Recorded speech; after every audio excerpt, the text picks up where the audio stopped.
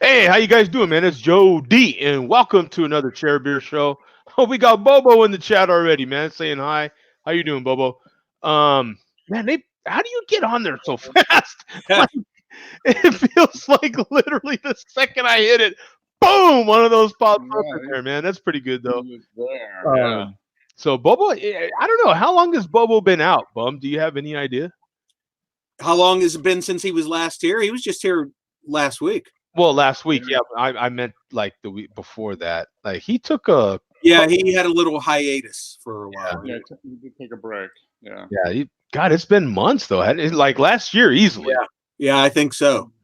So yeah, boom. Welcome back, Bobo. He said, I've been waiting. He said, okay.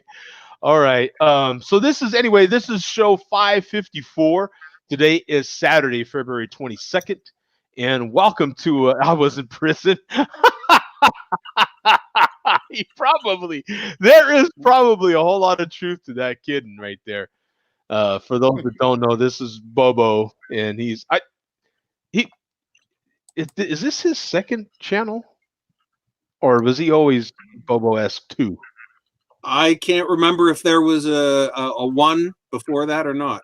Yeah. Now, what's kind of scary is Bobo ESQ, which is ESQ is usually a abbreviation of Esquire, which is attorney. So if he's an attorney, I don't even want to go there. I don't know. I think he might be his best client. Yeah, he might be his own best client. Exactly. Yeah. So these are some of those comments I was talking about, just so you guys can see them on the screen there. We got Joey in there, man. What's up, man? And that's him saying he was in prison. And Tom, man, what's up, brother? So let me put a link in the chat. Whoa, wrong one. Darn it. That's the wrong one. Let me that's the wrong one. I don't want to put that user in timeout. But anyway, anybody wants to check out the latest releases for Record Store Day, that's the link for Start saving your money. Yeah, so start saving your money. Record Store Day is April 18th for anybody that cares about vinyl records. Go into your local record shop. There's a updated list, and it's growing. It's a growing list. So yeah, that's the link for that. That's some pre-show stuff right there. I have been arrested for indecent exposure. Yeah, that there was no doubt in my mind about that one. Thinks I needed some new records. Yeah, hey Joey, you're welcome, my friend. You're welcome. But right now we got Mark in here. We got Bum in here as usual. I am Joe D. Welcome to another Share a Beer show. I don't know. I feel like we can talk a little bit possibly after. Normally, for those that don't know, the normal kind of format we like to do is we get on here, we talk about what we're drinking, look it up on Untapped a little bit. Sometimes we look up some beers and not look up others. It just depends. And then we go into what we call a malt liquor report. There's these people out there that drink malt liquor exclusively. And they're so proud of it, they wear masks over their face to be, I don't know, what would you call it, Bum? Because they're that proud. What would? Oh no, Joe. They're not. They wear the masks because they're not the star of the show. The malt is. Oh, that's what it is. Yeah, thank you for correcting me. Yes, they are not the star of the show. The malt. Yeah, they're not the star of the show. The malt is, along with the Chevy Corvettes and the neon palm trees and the stack of cash and and the Hungry Man TV dinners, man. Yeah, exactly. Yeah.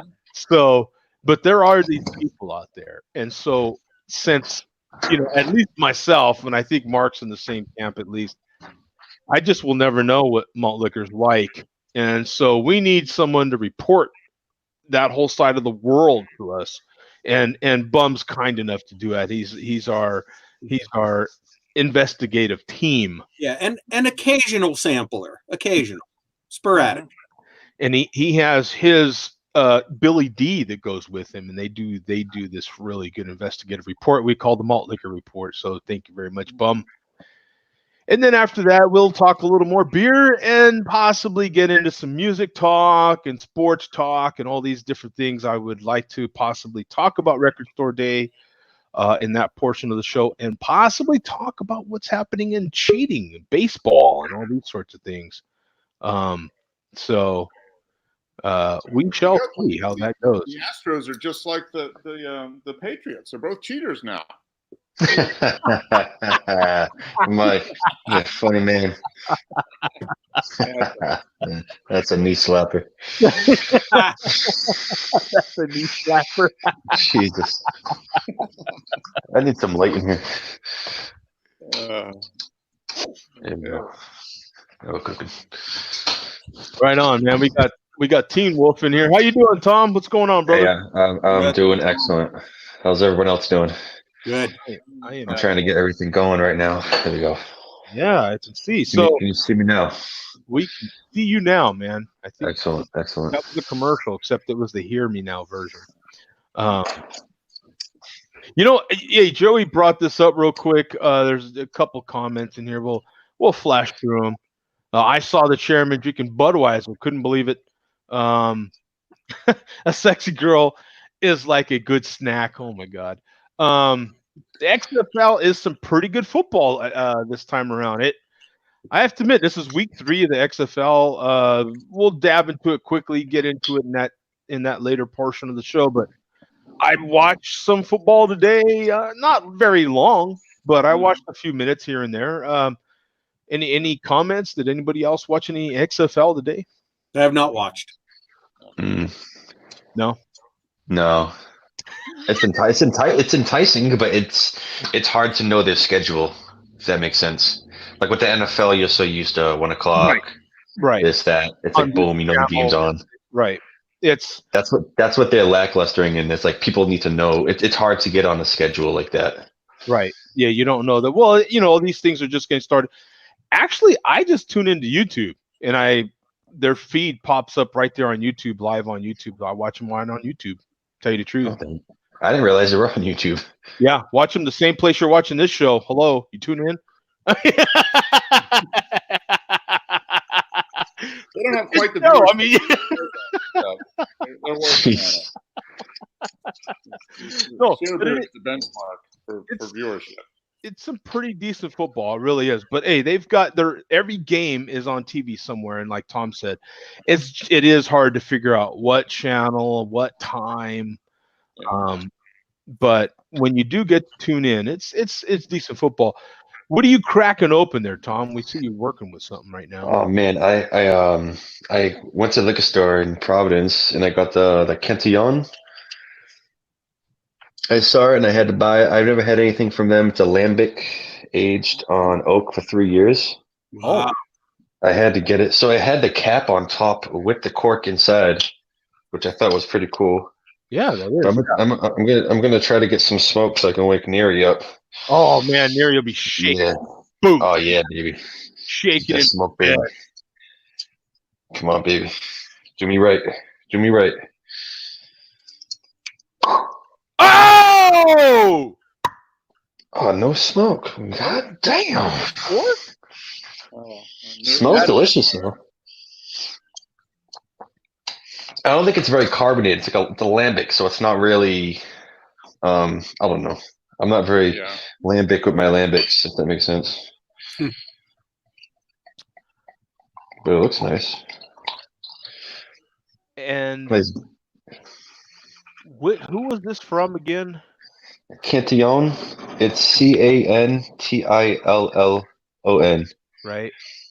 They're a very famous out of Belgium. They're very famous for like their lambics.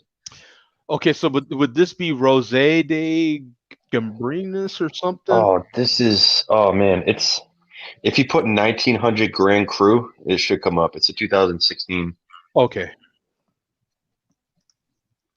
I tried looking it up. It's like there's so many of them. They do so many different vintages. Yeah, this one's challenging here. So let's see here. Grand Cru. I'm gonna do. It looks like I'm gonna do just the general rating. They've got last year's on here. The 2018 version. Did you specifically find a 19 version or No, 20? this was a 16. Oh, it's a 16. Yeah. Oh, here it is. Wow, got it. Nice. Yeah. Wow. Yeah, you're in pretty rare air right now, my friend. That's where he always is. He's always right there, right? Yeah. Oh yeah. Oh yeah, baby. this is that. It's Drinking your hipster lambic. Yeah, you're hipster. if you're not used to lambics, it tastes like vinegar a little bit. It has like a vinegar bite. Mm-hmm. It's like fruity but vinegar.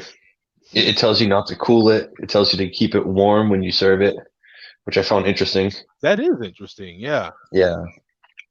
But it's not bad. It definitely wasn't the cheapest thing in the world. But I was like, screw it, I'll just buy it. It's one of those things like you see a beer, you're like, I'm buying it now. I have to. Because you're gonna go home later and you're gonna be like, shit, I wish I bought it. Yeah. It's gone now. This one's interesting, man, because let me see if I can make this bigger a little bit. You got 71 total, 71 unique. None in the last 30 days. This is rare air right here, man. 5% ABV, no IBUs rated, and a 4.11 rating though. Pretty solid. Does this label look like yours right here? Yeah, it's the same. Okay. Just want to make sure. So I mean, we've got possibly some decent. I don't know. We got different beers lined up here. I don't know what that is. You know what I'm saying? Well, this might give us an indication. So here's the 2018. Yeah, this is still. So maybe 1, 2, 3, 4, 5. They got 5 beers there. So maybe this one back here might be the one you're. You know what I'm saying? Like this is a little. Yeah, it's like the color. It's like even in the photo, it's kind of hard. Oh, here we go. This might be it. Now I want that glass. Oh my god. Yeah. Man, I haven't had a Grand Cru, I'll bet you, in 20 years. Yeah. That's pretty cool. So, you know, so what's the process here, Mark? Does he have to let that? Is it kind of like wine? Do you have to let it breathe a little bit? What do you? I think you do a little bit. Yeah. I bet that would be one that would improve if you just let it sit for a little while, get some air in it, warm it up a little bit. Yeah, I think you're probably good there. I think they also like they mature in the bottle too, since it's a bottle fermented. Mm-hmm. It's because the sediment. It even tells you to bottle. Like it tells you don't even pour the sediment in the glass. Just make sure you keep that at the bottom. So supposedly these get better over the years if you let it sit. With like a regular beer, it's who knows? Like an imperial stout, who knows? You know what I mean? Yeah. It could get better, it could get worse, but supposedly they get better. I think they made with grapes too, lambics, right? Am I wrong? Boy, I don't even really know how lambics are created, to be honest, because I know it's like a wild type of thing. Yeah, no, I don't know if I've ever heard of grape. You would think if they would do with grape, it would be wine. Yeah, I mean, yeah, right. It's kind of a different thing. Let's see. Lambic beer. Let's see. Lambic is a type of beer brewed in the I don't know how to say that, man. Pachtenland region of Belgium, southwest of Brussels, and in Brussels itself. Lambic beers include what is this? Geuss and Lambic? I don't know, man. Bunch of crazy words. Jeez, man, these guys are killing me here, you know? Speak English. Speak English! You know? What the hell's wrong with these people? Lambic differs from most other beers in that it is fermented through exposure to wild yeast and bacteria native to the Zeni Valley, as opposed to exposure to carefully cultivated strains of brewer's yeast. So there's your difference. Yeah, I think that's a top. I think they top ferment it. Like they just leave it open up top and let they open the windows and let the yeast come through, and just ferment it naturally. Well, I believe it does. This process gives the beer distinctive flavor: dry, vinous, right? Cidery, often with a tart aftertaste. So there you go. Yeah, that makes sense. You basically described the beer. Yeah. I can't say anything more than that, to be honest. So it's a proper, yeah. So it's a proper lambic then. That's interesting, man. I really don't have that many lambics. I mean, that's. It's something you want to share with somebody. I feel. I don't know if I could drink this whole bottle. So drinking one glass probably good enough. Like you're getting already. This would be good for all four of us. Right. Like this much for all four. You know what I mean? A little more. 4-ounce pour sort of thing. Yeah. Yeah. I got you. I feel like it's gonna bring the acidity in my stomach way high. Oh. You know what I mean? It's like vinegar. Oh. I mean, we shall see tomorrow morning what this does to me. You just need to drink a malt liquor afterwards. That'll fix it. Yeah, exactly. 1 malt liquor a day, right? Yeah. Keeps the doctor away. Jesus. Bobo's in there in rare form there. Pop. I love it when beer smokes. I love smoke. I smoke. Oh, that is very informative. I dare you look at my video having fun with a girl 3. Don't worry, you won't see anything rude. Well, then we don't want to watch it. Yeah. Yeah. I'm not. So, Mark, what do you have, brother? Big comment there. I am drinking Highland Brewing oatmeal porter. Ooh. Oh. This is from Highland Brewing, which they claim to be Asheville's original craft beer. I think they were the first craft brewer in Asheville. So I actually when we went to Asheville, when was it? 2009. I met with the owner, the founder of this, and got a tour and all that stuff. So that was kind of fun. They're a lot bigger now than they were then, but I'll be damned. I've had one of these.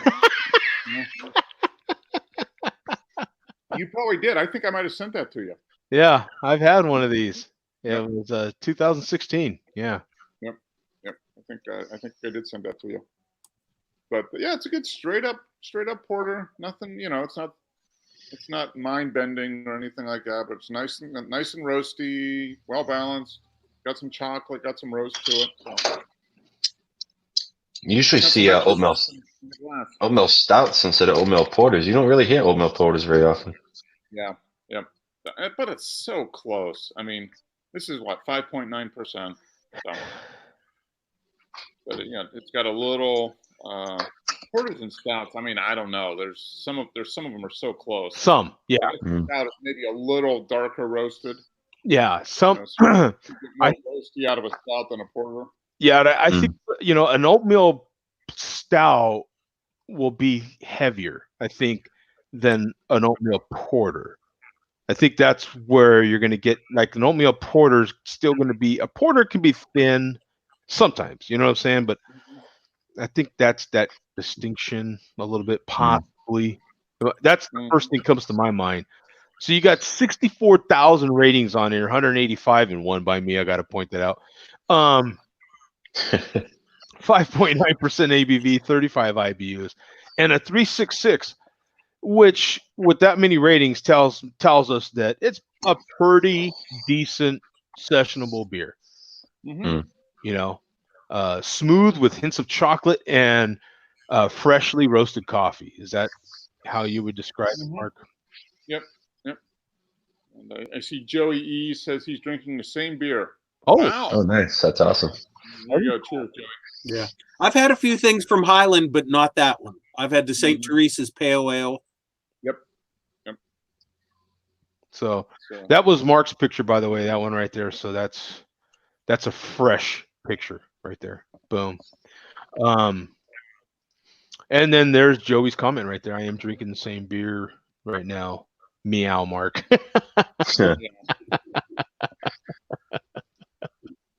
Was that some kind of meow? Was that a pickup line? What is that? I don't know. I don't know. Hopefully that was a I typo. appreciate. I'm flattered, Joey, but I'm taken. So Yeah, he's already got Yeah, enough kitties around him. somebody else has already got the pencil neck love. So Yeah. Mm. Stout seems thicker than porters, in my opinion. Yeah, Joey kind of agrees. Yeah, in general, like if it's not like a like a Guinness or something in that style of porter stout, then yeah, but yeah. So that's I've got a beer that I want to have chilled because it is still classified as a lager. So I've got my IKEA glass here, dude. I freaking love this. This is obviously my favorite glass now. I have it in every show since I've got it. I encourage everybody to go to IKEA and get one of these damn things. They're like $2. I don't know what they are. It's a glass and a weapon, right? A glass and a weapon, damn it. Okay, I've got to show this one. Greg says, I met Bobo in real life. He was a very odd fellow. He was wearing a cat in the hat, a tweed jacket with a pink t-shirt under it, and red pants with Converse shoes. Oh, Jesus. Sounds about right. That sounds like Bobo on another channel. What do you say, Bob? I was thinking the same thing. Yeah. No, I do own a cat in the hat, but none of those other things. Yeah, I think Bobo was really Greg. Just so anyway, this beer is, I don't know how you even say this. Zingu? Zingu, I think. Zingu. Is that Japanese? Brazilian, believe it or not. Oh. Yes, Brazilian. So this one shouldn't be too hard to find, I would imagine. Zingu, baby. Yep, there it is. Black beer. Boom. We'll share the screen on this one. This one should be pretty simple. It's Heineken Brazil. Wow. So this is a Heineken beer. What's that company that owns Heineken? Isn't it like starts with a C, doesn't it? The Constellation? Is it Constellation? Yeah. Is it? I don't know. I think so, right? Anyway, 70,000 total on here. 284 in the last 30 days. 4.6. This is a very sessionable beer. And 20 IBUs and a 3.44 rating. Zingu is a dark, select, and refined beer with a medium body and a creamy foam. 100% show more. 100% Brazilian, I'm sorry. Whoa, it's a Brazilian. It's got the little thing in the middle. In product, uses ingredients of highest quality. Yeah. So the foam only goes in the middle, right? It's a unique trick to this beer. It's amazing. This beer will have a Brazilian. It's insane. So let's see. Let's see if it's a true Brazilian. We have to open this up and find out. Let's see here. If we get the Brazilian. Oh! You know what? As it turns out, I could have twisted this cap off. I had no idea. I had no idea. Wow, it actually pours heavier than I would imagine a lager pouring. Hey, that looks nice. It actually looks very respectable. Let me get a beer selfie because you know the Brazilians like their selfies, of course. I don't think I've ever seen a Heineken beer rated that high. Right? Is it just me? You might be right. Let's see. But look at the head, man. True to the description. Look at that. I mean, it smells like a light lager, though.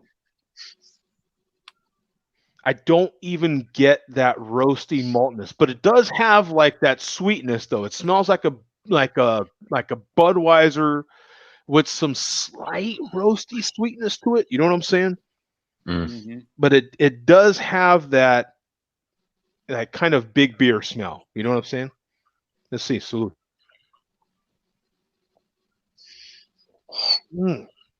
That is actually really good. I got to admit, I would crush. If I had 6 of them, they're gone. I'm telling you, this is good. It's solid. It's very light bodied. It's a lager. You'd expect that. It's got some nice roastiness to it. Let me see what the description says. Due to its balance in authentic flavor, blah, blah, blah, blah, blah, blah, blah, blah. They don't talk about it. Description, they don't talk about it. I mean, check it out. They don't all this description, and they don't talk about it. Due to its balance, authentic flavor, singles recognized. No charge. But yeah. Oh, it's the best dark beer in the world, according to Chicago, the Beverage Institute tasting of Chicago. Yeah, you know what? As far as that description goes, I would have to agree with it. This is actually, I'm telling you, I'm gonna be looking for this now. You like it? It's a pretty decent sessionable beer, man. I have to admit, Brazil is representing well right now. Let me tell you, this is really good. What is it? 5%? Not even 5%. It's 4.6. Ooh. This is actually UK session beer right here. You know what I'm saying? As far as like drinkability, I mean, you could crush these all damn night. It's like a Sunday beer watching football. Yeah, I mean, Crushing the shit out of them. Yeah, you're not going to get that high from drinking this beer. You know what I'm saying? You could, but you'd have to go at a hell of a pace. You know what I'm saying? Like, this is just a good beer for someone that just wants you want to have a good time, have some decent, good beer. This is good. It really is. I'm quite shocked. I expected something, especially once it says Heineken. I expected something skunky, but this ain't, man. It's light, it's smooth, and it has that malt sweetness to it. It's wow. So is that like a native beer to Brazil, but they just like shipped it here? Yeah, That's like a beer they usually drink. They have out there all the time. I guess. Yeah, it says it's 100% Brazilian. And it on the label right here it says imported from Brazil. Oh, there you go. It's I'm telling you, man, I'm gonna be looking for that now. I'm quite shocked. Thank you to the person that gave it to me. I appreciate it. That is, man, I'm telling you, I'm gonna be looking for that. You know what I'm saying? That is good. Brazil's representing strong right now, man. What would Billy D have to say about Brazilian beers and all this sort of thing? Well, Billy D says he's consumed a Brazilian malt liquors in his lifetime. Jesus. Very nice. Very, very nice. But bump. Exactly, right? Yeah. Billy D wants me to let everybody know that tonight I'm drinking a Caliber non-alcohol beer made by Guinness. It's Saturday number 4 out of 5 for No Beer February for me.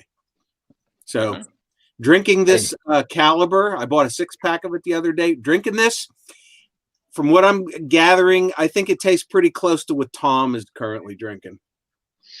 Kind of sour. I can't drink much more of this. No, I will say, out of all the non-alcohol I've had so far this month, which is I think 4 or 5 now, the only one that still even comes close to faintly resembling real beer is the Heineken 0.0. I would actually recommend that. Let me share the screen on this one really quick for anybody interested. You got 7,300 ratings on here, 57 in the last 30 days. No ABV, no IBUs, non-alcoholic beer from Guinness, 1.97 bottle cap rating. Is that our lowest rated beer ever? Well, do we count that since it's not really? It's beer, but it's not. Yeah. Well, that's true because then we would have to count malt liquor, and I feel you.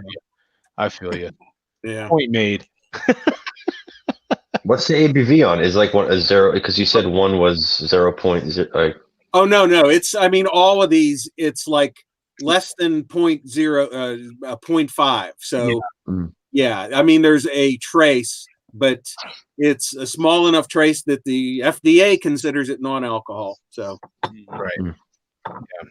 So not very pleasant taste. And I thought I'd take a chance on that, figuring that's by Guinness, it'll be a quality product. But nah. Now, if I had to pick any one of these, Heineken 0.0. The Heineken. Okay. Yeah. So one more to go next week. I have I saved what I saw the best rated one for last, and that's one from Brewdog. So we'll see how that tastes. Oh, Brewdog. Yeah.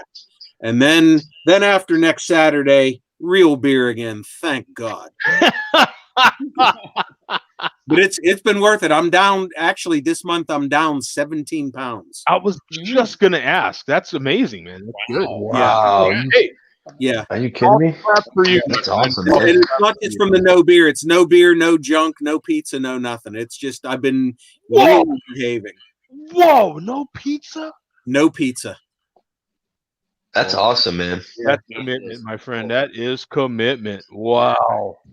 Yeah. No pizza and no beer. Pounds, that's like almost a pound a day. I mean, you're in at 22. Really? Yeah. 3/4 of a pound a day. That's yeah. good. But, once March comes, the beer will return, but I'm going to still be in diet mode with the food, so I'm still going to lose, just not nearly as quick. So yeah. That's pretty good, Bum. Actually, man. Yeah, good for you, man. Oh, I have short-term discipline when it comes to stuff. Hey, and that's with eating a mountain of Reese's Pieces and all this sort of thing. Yeah. I mean, he ate like, I don't know, 12 pounds worth of Reese's. Yeah. Haven't touched a thing since. He went cold turkey. Yeah. He went all in, and that was it. Yeah. So. Jesus. So hopefully by next week it will be a total of 20 pounds by the time February's over, which I think will make. That's pretty damn good, man. Yeah. Hey, that's I wish I lost 17 pounds right now. I tell you what, you know what I'm saying? That's pretty good, man. Absolutely. So, are any of the MLDC, are they doing a similar challenge? Yeah. What's their challenge right now? Yeah. Well, I know. 209 J Jones actually dropped 40 pounds a few months ago. Oh, wow. And he did it by drinking only malt liquor. Yeah. Yeah. Yeah, that'll do it. I mean, for breakfast, lunch, and dinner. Malt liquor. Yeah. You can tell in his videos he dropped a large amount of weight. Wow. Yeah. So anyway, to the news, 209 J Jones, this is part of the news, is right now we're going through a major lull in videos from people. 209 J Jones is one of only a handful of people that's currently putting out videos on a regular or semi-regular basis. Of course, we got the chairman, Jay Jones. Falstaff just did one for the first time in about 6 weeks. A lot of the familiar faces have been absent lately. Lootbag Larry has not made anything in a month. Fear is still absent. 40-ounce Fear is still absent. Wow. Yeah, so we're just going. Mr. Rayner, of course. When was the last time we heard from him? Yeah. Yeah. You know what I'm thinking? Maybe Fear is actually Bobo. You never know. He disappears, and all of a sudden we get Bobo. I don't know. Yeah, I don't know. So, yeah, there's just a handful of guys currently keeping things afloat right now. Now, Lootbag Jerry is in the house, so I think it only appropriate that we start with him. I just pasted the link in the chat, Joe. Okay. The video is only 40 seconds long, so we can watch the whole video. Once again, it's Lootbag Jerry, unbeknownst to us, was watching us last week. Oh. Well, we can another video of him watching the show. Now we're watching him. And we're watching him. And he might be recording this or watching us watch him, watch us watch him. Yeah, It's like a Twilight. it could be a little. Oh, I need to redo the share here. Let me put it on the appropriate screen. There we are. So this is him watching us. Yeah, this is the malt liquor report last week. Watching the chairman. Okay, so this will be interesting here. Here we go. Make sure we got this full blast. Can we hear it? Yeah. Beautiful. Shut up. So that was. I wish we could have played that last. I was wearing the same shirt. Cut that hair. Yeah. Yeah. Ugh. Yeah. What do you do right now? You went from 6. Cheers, Mom. You catch the tail end there? Yeah. Yeah. Yeah, I caught that. We gotta watch that again. Yeah, see? Cheers, Mom. Fucking asshole. These last two words are Good. key. Yeah, short and sweet, you know, Yeah. a little with a little something, something at the end there. Yeah, that's not bad. Bonus footage. Yeah. You know. So we'll see what us watching him there leads to, maybe possibly as we speak. Yeah. Well, I'm sure if he's watching that, he's watching this Yeah. We're generating new content for him right now. right now as we speak. Exactly. There's some good craft big beer. Yeah. Yeah. There you go. So So, some of that Zingu, right? Yeah. Zingu. So- I'm learning Brazilian as we speak. Well, that's like Portuguese, right? Yep. Yeah. Well, you're Portuguese, aren't you? Yeah. My mom's from Azores. Oh, okay. Yeah, the island of Portugal. Well, 500 miles off of. They're owned by Portugal. 500 miles off of the coast of Portugal. Oh, no kidding. I did not know that, Tom. Yeah. Quick fact of the day. Okay. Team Wolf fun fact. Yes. Okay, the next link is the chairman, Joe. And once you go there, you can go to like 7:05. About a minute's worth. Oh yeah. Okay, I got the right one. I was making sure I got the right one. Let's see. Oh yeah. Here we go. All right. See what we got. So we can go to where? What 12? 7:05. 7:05. Okay. Boom, boom, boom, boom, boom, boom. Here we go.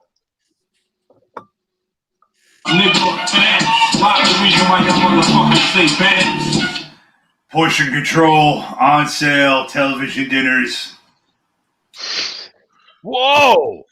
He went full word here. Television dinners.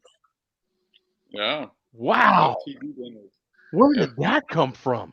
Four syllables. I mean, that's like a lot of syllables for him. I mean, wow. We better do that again. Portion control, on sale, television dinners. Oof. That I don't know, Bum. This is a first for him, isn't it? Portion control, on sale, television dinners. Sounds like a salesman. $25 out the door. These 40 ounces of malt liquor. That's right around $2.20 a bottle. Gets the job done. Yes, the job done. Saves money in your fucking pocket. Yes. And lose maximum amount of brain cells. Comes down to the bottom line. Whoa, yeah. See, that's what I'm talking about. Now he lowered the eyeball there, so now it's really squint. Did you notice that? Portion control, on sale. See how high it is right now? Look. $25 out the door. Case of 40 ounces of malt liquor. Here it comes. No charge. That's right around $2.20 a bottle. Gets the job done. Here it comes. Saves money in your fucking pocket. Hard. Oh, see, Come lower. down to the bottom line. Boom! Look at that. You want money in your pocket? Or do you want to be a smug fucking asshole and drink craft beer I'll take and smug. not have money in your pocket? Thank you. Fuck you, Dude, and the entire Share Beer Show panel. Craft beer and not have money in your pocket. Whoa! Did you notice how tight that tie is getting these days? Did you see that?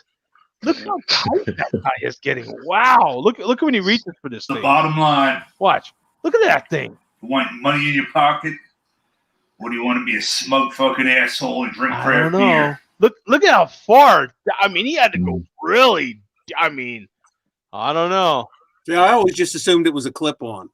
Yeah, I thought. But I mean that's a pretty tight clip on.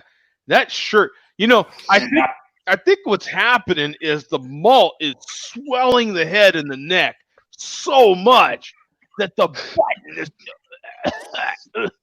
That's why he can hardly. I think that's what's happening here. It's all the information. Fuck you, Joe D, and the entire Share Thank Beer you very Show much. Thank you. panel. Thank you. Panel. Yeah. I had to go back and clarify that. Not just the panel, the cunt panel. Yeah, the cunt panel. Yes. And not have money in your pocket. Fuck you, Joe D, and the entire Share Beer Show panel. Cunt panel. Jesus. You know what I think is happening there, Bum? You know those moments where he forgets stuff? I think it's the button is getting so tight. He could be losing oxygen to his brain. He's losing oxygen and blood flow.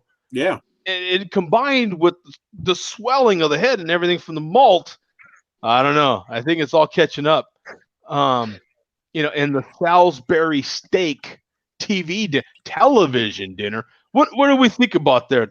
You know, Teen Wolf. What do we think about that? About the television dinners? Yeah, the television dinner. I mean, I used to love television dinners when I was a younger man. Because it's the easiest possible thing I when I wanted to eat. You know what, Bum? You know what I think might be missing from this Motley report is the fact that he is into multi-syllable words here with hurricane, Salisbury, and I think that was in the spirit of things, and he went television. He was on a roll. Yeah, he was on a roll, actually. He was using all these big words, and it's like it's going back in the day from prison and all that when you just use the big words, you know, and I think that's a part of that prison mentality. What do we got next, brother? I'm afraid that's all. Like I said, it's been a slow week for the news. Yeah. So we did get some show hate. So that's okay. That's good. Well, you know, everyone. Hey, you know, Billy D is still. He's still Billy D, man. Yeah. Hey, one step at a time. Hey, one step at a time. It's still solid reporting as usual from Billy D. We got a fuck you, Joe D. So that is impressive, no matter what. Got that, right? and some hate for the Share Beer Show, and some hate for the CBCs. So, you know, that's Keep all. it rolling, baby. That's all that really matters, right there. The CBC panel. The whole panel, the whole lot, even Earth, and he's not even here. Salute to Earth, by the way. But yeah, he's not even here. Hate for the whole mofo. Hate for Hey, from Australia all the way to Dutchland. For the whole lot. For Andrew, for everybody. Man, we had a lot of comments in here. I don't even know if I can catch up with all of this. Yeah. You got a Modelo there, Tom? Yes, I love the what is it? The Modelo Negra. Yeah. I thought Honestly, I recognized the bottle. Yeah. I put I mean I'll drink it regular, but I like putting like a wedge of lime in there, and just doing my damn thing. It's a good time. I enjoy it. Oh man, did he just mention fruiting the beer? I fruited the goddamn beer. I citrified the beer. Right? Citrifying the beer. Now, I wonder how that's going to affect all the vinegar that's in your tummy. I gotta step away. I gotta step away from that. I can't drink that whole. I'm gonna die if I drink the whole. I'm gonna explode. Yeah, I wonder I'm how gonna that. I'm gonna wake up in the morning. You ever had you ate something or drank something you shouldn't have, and you're sleeping, and you get the acid reflex, and you're Yeah, like, oh no, oh yeah, and it just I like gotta go drink some water, stand up for a little bit because it's bad. I can't. Even how much it is, I'll pour it out. I don't give a shit. I'm not gonna kill myself over. I can only be so stubborn to the point where I want to affect myself. You know what I mean? Like, okay. I think I've got something special here, guys. I think I'm gonna crack it open. All right. Those that were in the pre-show know exactly what I'm talking about. I haven't done this shoots beer in a long time. I'm gonna make it count. I think this one's from 2011. ooh, Black Butte Porter. Boom! 23rd birthday reserve, man. oh, that's gonna drink real nice. And I think it's from 2011 because if I remember right, they like dated best after a year later. And the best after date on this one is 6/15/12. So this was best 2012, which is now how many years later, kids? 8. 8. Yeah. That would be 9 years ago. The chairman would have been about what, 6 years? And this is a 10.8% ABV beer, man. So let me see if this one pops up here. Let me see. Black Butte Porter. How many X's in all of that is there? So there's 2 X's and 3 I's in this bad boy. Do they have it separated by year for that one? They must, right? They've got to for this one, man. Mm-hmm. How could they? I hope so. Oh yeah, when you have it with Roman numeral, yeah, that'll be obviously separate edition for each one. Okay, let me see here. So I've got, man, yeah, there's a ton of them. So 2 X's and 3 I's. I have to look because there's a crap ton of them, man. Does it let if you put 2012? Does it just come up, or like if you put Black Butte? Oh, there's Yeah. some butter ones in there. I've actually got more in my pantry actually too. Yeah, let me put 20. Yeah, the 23. If you type out the Roman numerals, it'll come up, Joe. Oh, it does. Yeah, just Black Butte XXIII. Oh, okay. I need a tan or something. I need to live in an area where there's a lot of sun. I'm way too white. Jesus. Tom, have you taken a good look at me? Jesus, it's horrible, isn't it? Hey, Bum's on the phone, man. He want to talk to you, man. Said, how you doing? Jeez. I'll share the screen one more time, man. And we've got this one up here. So we've got Black Butte 23. 7,000 ratings. 6 people have had this in the last 30 days. There's 6 other people just like me out there. Somebody just checked one in 4 days ago. That's sick, isn't it? We're all great minds think alike. 10.8% ABV, 4.25 bottle cap rating. Boom! I think this is going to be a good one here, kids. I think it's going to be a good one. I don't know. Just call me crazy, but it says holding up nicely. Yeah, look at this. So, yeah, this might not be one of the bad bottles that we've heard about in the past from Deschutes. What style is it? A porter.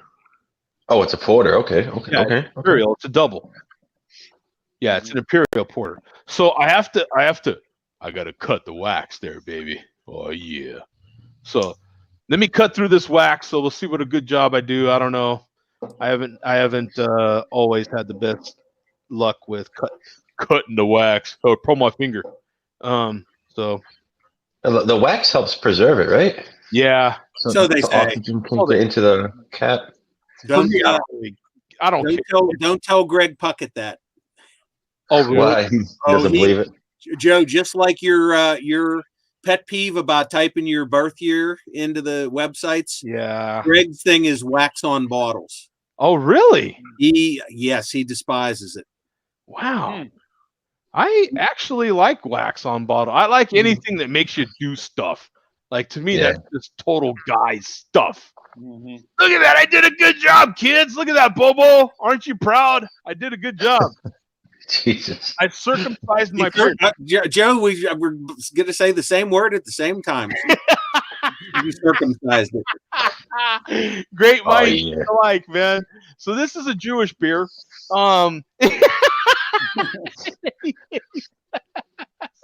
Here we go. Enough offending people. Oh, yeah! Just that smoke, baby. Yep. Eat it, Gary. Pour it, smoke and everything, baby. Get you a 9-year-old Imperial Porter. Eat this. Look at that. Nice. Do I rub it in a little bit or not? Nice. Got to get a beer selfie on this one. Gots to, right? Where's the phone? Here it is. Boom. Got to get a selfie on this one. Beer loves a good selfie. Here we go. Got to turn the bottle a little bit. Face me, baby. Smile, cheese. There we go. All right. So the homage to Earth, man. We did most. Oh, let me do the Tappa better. Earth's the one that gave us that Tappa on the beer. Look at that bad boy. You can see the screen so black. Oh yeah. That's a black butte. That's black butte, baby. That is a black butte. Just saying. Oh, dry fruit. I mean, how many times have anybody had black butte porter? Regular, yeah. Yeah. Oh, okay. A little bit of alcohol in there. Dry fruit, getting raisin, plum, getting all these sorts of things that you expect out of a big, bold Imperial Porter, man. Nice and mellow. There's a sweetness in there. It's salute. Let's go over this. See how thin a porter can be? Even an Imperial Porter. To me, that's the difference between a porter and an Imperial Stout. An Imperial Stout would be a lot heavier. Even though this feels heavy in the glass, it's still like, see how light bodied it is? Here we go. Oh, yeah. Oh, my effing God, man. This is. Oh, my God. Yes, he likes it. He likes it. Hey, Mikey. I know, right? Yeah. Ding, ding, ding, ding, ding. What a coincidence, man. I mean, how do you not like a beer like this? Look at this thing, man. This thing is, look at that. By the way, one of my favorite tasting glasses for those that don't know. This beer is phenomenal, man. Look at it. It's even got little legs in there, man. Can you see that? I mean, it is. I'm blessed, man. I've got this Brazilian black beer, which was great. I'll buy more of that. This is it, kids. You can't buy more. You can buy the recent release of this, but this is it, and this is good, man. Once again, the shoots. This might have been one of the last beers they sent me. Who knows? But solid, man. Hey, how you doing, Adam? What's going on, brother? Hello. You all right? Have you ever had the shoots where you're at, man? Does the shoots make it across the pond? No. Well, I'm currently in Houston, so I saw the shoot. Wow. Oh, that's right. Yeah. So what are you sampling, man? Tell us. So at the minute, I've had a lot of Jester King today. Nice. Yeah, it's, to be fair, I thought it'd be a lot in Austin, but it's everywhere in Houston. So I've had quite a lot of Jester King today. I'm just about to open one from Brazil's Valley. Millions of peaches. Oh, millions of peaches. Which is a Hefeweizen. Sorry, I'm on my phone, so I don't know where the camera is. You're fine. You're good. So I'm about to open that in a very nice hotel plastic glass. Excellent. All right. Welcome to the collection of craft beer drinkers that have had plastic hotel cups for their sampling device. Yes. No, At least you can I've see your beer. I've been out, so I've had to come home early. So I thought you guys will be on. Yeah, exactly. Yeah, we're on. It by the way, would this happen to be your photo, my friend? I wish I looked like that. There's I'm just saying. I mean, Congrats to you, No. my friend. I wish I looked like that. Or anyone I know. It did. Her name is Peaches. Adam, you take a hell of a beer selfie, man. Yeah. Damn. I mean, I'm Yeah. impressed. Or you just have other people take selfies for you. You know what I'm saying? Yeah. Then you're working. So let's check out his. Oh my god! It's Ooh. what? I'm sorry, man, but that looks like a pee sample in that cup. It does. It does. Plastic. I tell you now, I've got some lovely hard plastic travel cups at home, which are proper. No, seriously, are proper beer glasses. I nearly brought one, and I'm regretting not doing that.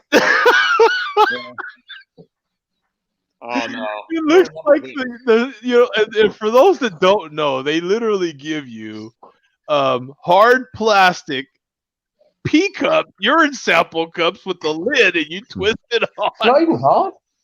It's soft plastic. Look at that. Right. Oh no! It looks like it literally looks like. But the head does look like it's very condensed, nice, white, fluffy, right? Oh, it's lovely. The sip I've just had is lovely, but yeah, the glass. I'll try and get the camera. Mm-hmm. Yeah, no, we get the idea though. So what are you getting in the nose, man? A lot of you definitely get the wheat and the banana on the nose. Mhm. Not a lot of peach on the aroma, but definitely peach when you take a sip at the back end. There's a load of peach there. It's just not on the aroma. I'm sorry. I'm sorry, man. I can't take that one serious. You're talking about a beer that is millions of peaches, and you described it out when you sniff it from the back end. A lot of peach back there. That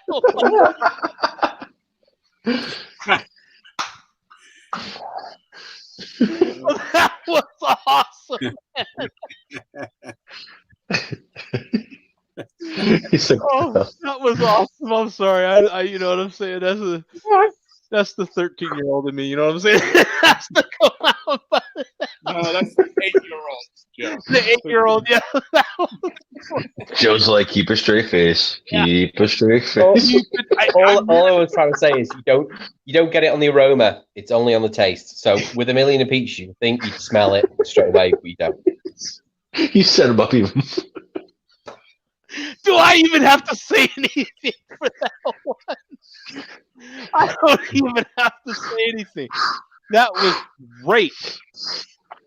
Oh man, that was awesome. So, what do you say, Bum? It was right there, right? I mean, it was like, Hey, home run derby. Home run derby.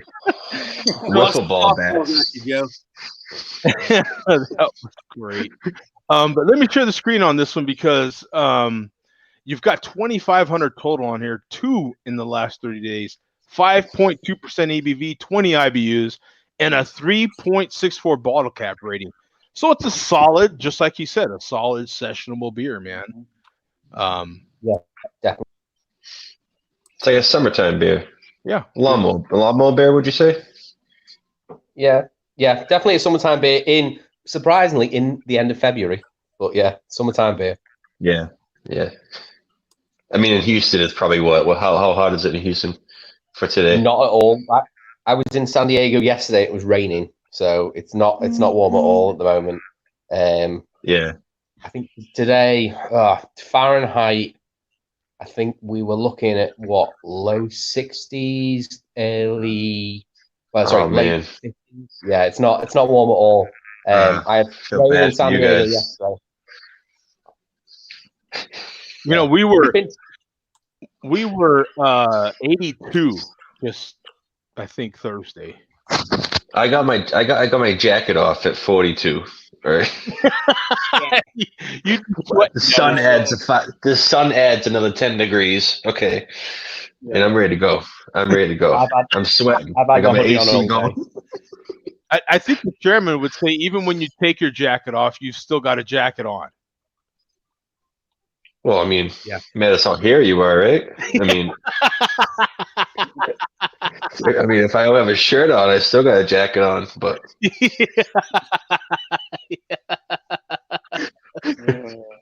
it's an extra layer under there. It keeps me warm. Just like my face, it keeps me warm. Hey, it does the job. Don't worry, Tom. I've got one of those on my back. It falls off the head backwards. Gravity just pulls it backwards. From all those roller coasters you used to go on when you were a kid. So, this black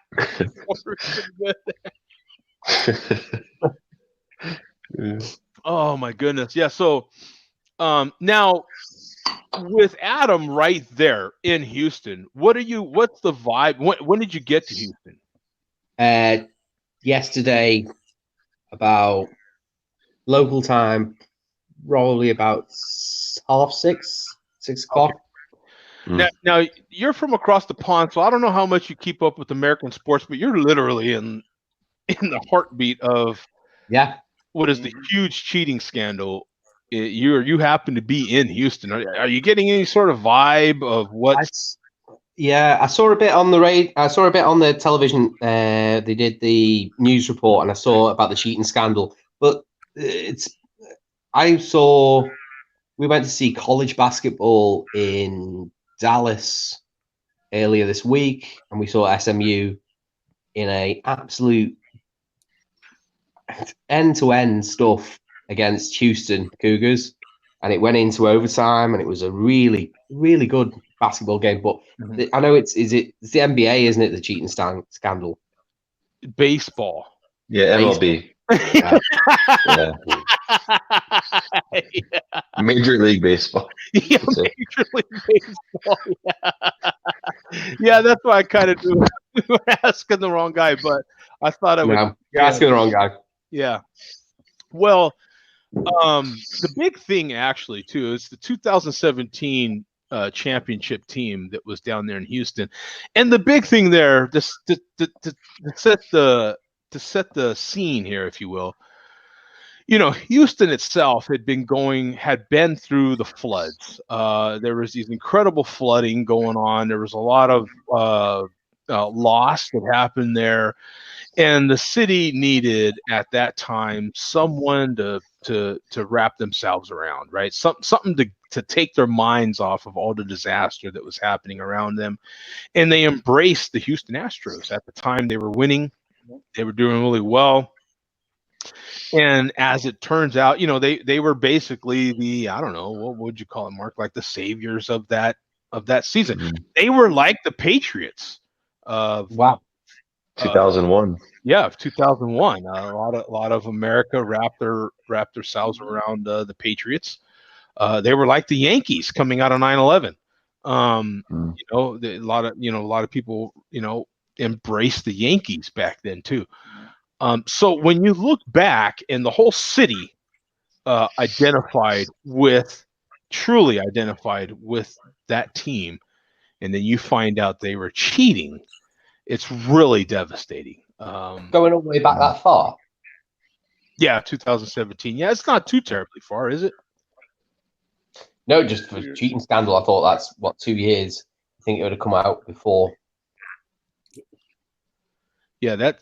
What do you think, Tom? Have you got any feelings on what's been coming out the last few weeks with? I mean, I think right now the Mookie Betts trade, and we read, and they didn't want David Price anymore. He was like a locker room problem. But the Mookie Betts trade has kind of been suffocating the whole situation. Maybe through the radio and everything, and on the sports, whatever it is.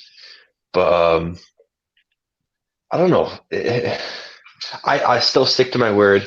I still don't think the Major League Baseball wants to look too far into it because they're going to find things they don't want to find. And I think just sticking with Red Sox and Astros was my opinion. I do think the Astros, like you were saying, it did happen at a certain time when the country didn't. How can I say? Houston really needed something to feel good about. I do feel, now that you say that, I do feel like the coaches knew that, and they cheated, knowing the fans wanted something to be able to look up to. Do you know what I mean? But in Boston, it's not. We haven't really been talking about it much in Boston, to be honest, lately. Really? Okay. We have, but we haven't. You know what I mean? If that makes sense. Recently, it's been the Mookie Betts trade. We lost one of our best players in history. Mookie Betts is an amazing player. We lost him. I don't know why we let go of him, but we let go of him. I mean, I don't know. I don't know. Yeah, to be honest, the Mookie Betts trade's been hitting us harder than mostly anything. Right. So that in Boston, that's dominating. You got a great Mookie Betts is an amazing player. He's gonna do some real good stuff for you. And as the blue lights indicate, thank you very much. Yeah, exactly. And it comes to find out, they're just trying to open up their salary spots. They're trying to open up the money game, but they have the money for it. I don't understand why they couldn't just pay them. Well, you've got the Dodgers, the Red Sox, the Cubs actually have some cash, and the Yankees are those clubs that've got gazillions of dollars. They've got the big dollars. It's like soccer. Like there's no cap limit. Yeah, it's like they pay their players what they want to pay them. It's like pay the player if you have a star, pay him. In those types of sports, it doesn't make any sense. Hey, Mark, do you have any opinion on any of this? Anything coming out of your local area, Atlanta? How does Atlanta? I think Atlanta was affected by some of this stuff, weren't they? I don't know if there's anybody that's currently with the Braves that was part of that. That came from. I'm not sure. We haven't heard. There really hasn't been anything in the news other than talking about Houston and Boston. Nothing seemed to focus on any players that are here currently. So we haven't heard too much about it other than what you see on the national news. But as far as local stuff, they're not talking about it too much. Maybe because they know that the Braves were cheating just like every other team, so they just don't want to do anything about it. I mean, that's just it, right? When it comes to baseball, there's just a lot of cheating, period. I mean, baseball is cheating. It's like, but it is interesting, isn't it? Because a lot like racing is known for its cheating, but you have to cheat the right way. Once you start, matter of fact, the sport itself comes down on, baseball itself comes down on teams and players when they cheat the wrong way. The same way with racing. Hey, you cheat this way. You start cheating this way. Hey, that's against the rules, son. That's against the unwritten rules, right? Yeah. Baseball's always kind of been tolerant of cheating as individuals, but certainly not cheating as a team as an organization. Right. Yeah, sure. You rub a little Vaseline on the baseball. Who cares? Right. Exactly. Right. Yeah. Well, we've seen games stopped because there's too much goop on the ball, or the pitcher has a little bit too much on his forearm or on the outside. There's pine tar. It's a half-inch higher than it's allowed on the bat. Right. Yeah. We've seen that, right? And they're like, "Hey, man, what are you doing here? Clean that up. What are you doing?" Right? We've seen these sorts of things. So once you start cheating kind of outside the acceptable lines, it's kind of, hey, man. Yeah. Best one I ever heard. I'm sorry, Tom. Go for it. From the 70s. I think it was Mickey Rivers. Anybody remember him? Played for the Yankees. Guy, when he would swing and miss, he'd twirl his bat like a baton after he'd swing and miss. That was what he was known for. I think it was Mickey Rivers. I don't think there's any video of this because back then they weren't, broadcasting or even taping every game. So I think this is just part of folklore now. Apparently, Mickey Rivers shattered his bat, and a whole bunch of super balls came out of the inside of it. He had drilled his bat hollow and filled it up with those, those little rubber super balls that you get out of the machine. Oh my God. He filled the bat up with super balls and then plugged up the end of his bat. Well, famously, and it's very interesting that the Astros have Dusty Baker right now, because Dusty Baker, who was the coach for what's his name from the Cubs, when he shattered his bat and it was full of cork. Wow. Yeah, who is that? White in his skin now. He's like white, used to be black. Sammy Sosa. Sosa, right? When Sosa famously, bam, and shattered his bat into a million pieces and cork was everywhere. Yeah. And Dusty Baker got on there, and what did he say? Well, I don't know. I'd have to see the evidence. I don't know.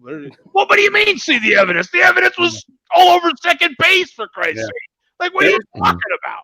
You know what I'm saying? Supposedly a player, it may have been in the minors, but it is baseball, who had a tube of mercury in the barrel of his bat. It was half filled with mercury, so when he would swing the bat, the centrifugal force would push the mercury out to the end of make the bat heavier as he swung it.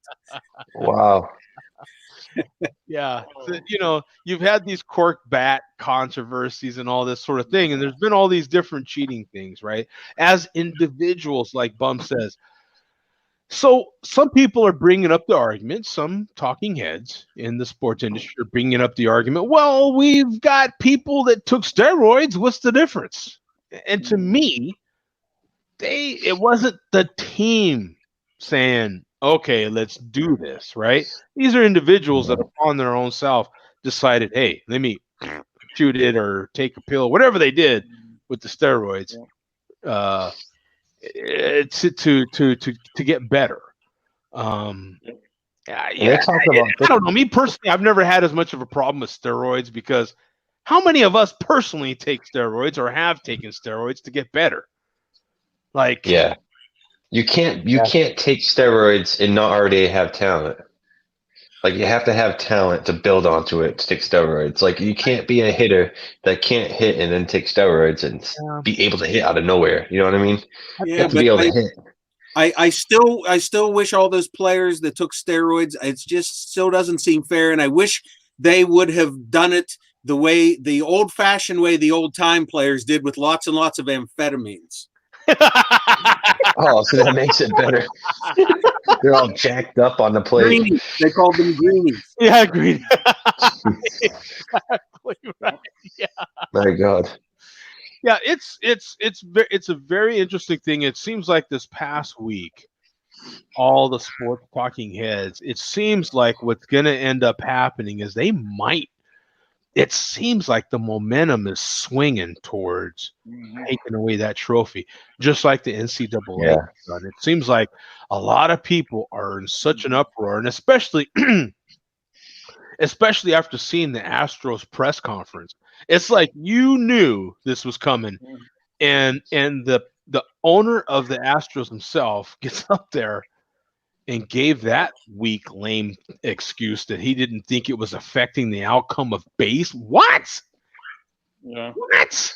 What are you talking about? You didn't think what you guys were doing would affect the what?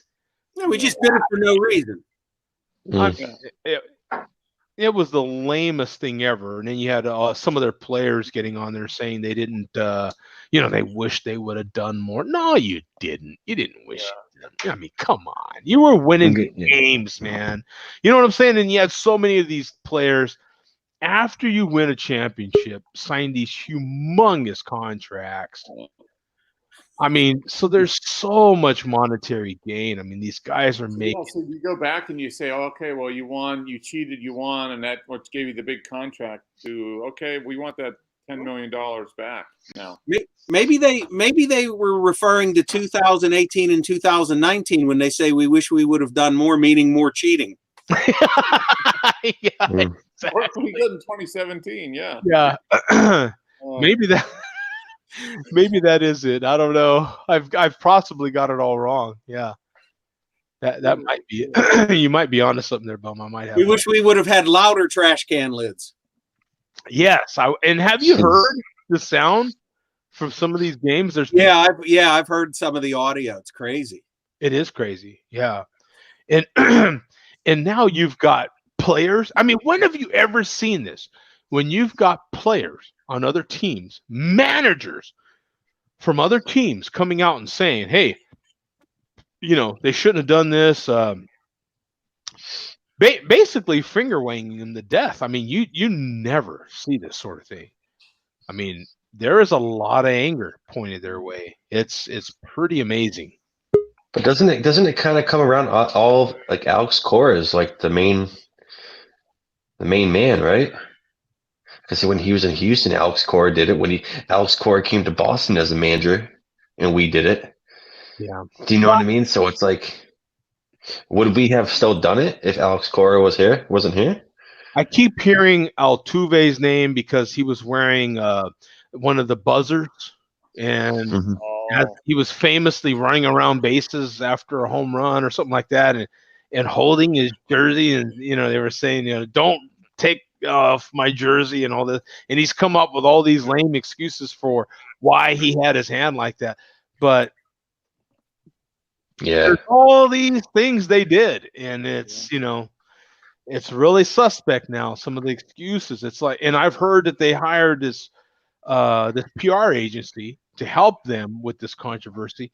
I'm like, if you hired a company to help you take care of this, and you still sat down with that weak ass press conference, get out of here. Yeah. So Adam, are you having a different beer now, or are you still? I am. No, that peach beer went down very quickly. So I've now got the Imperial version. I had a beer, possibly the best beer I've had so far since I've been in Texas. Was called Tasty AF by Saloon Door. Oh, nice name. You gotta love that. So good. I'm now currently having the Imperial version, which is called Ridiculous AF by Saloon Door. It's peanut butter chocolate Imperial stout. Man. Oh, nice. Peanut butter chocolate. 11.8. I'm jealous AF. I am jealous AF too. Yeah, ridiculous. I'm trying to spell ridiculous now. This is okay. How do you get 100,000 ridiculous beers? Yeah. There it is. It's 11.8. Right?